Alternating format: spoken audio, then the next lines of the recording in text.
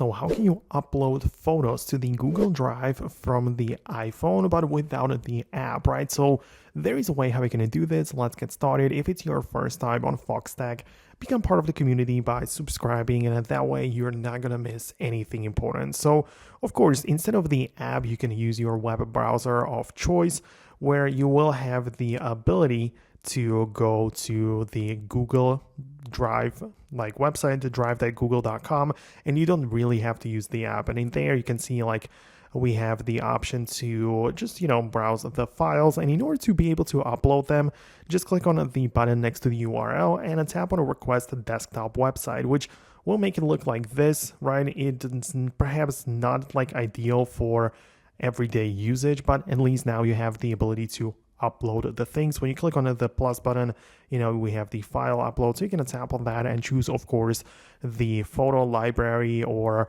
choose it from files, and even capture the photos or videos right away, right? So you technically have the ability to do it, but yeah, you have to use like the desktop version of the website, because otherwise there simply isn't the ability to upload it there, right? So that's kind of how you need to do it. To be completely fair, I would say that it's still best to use the Google Drive app.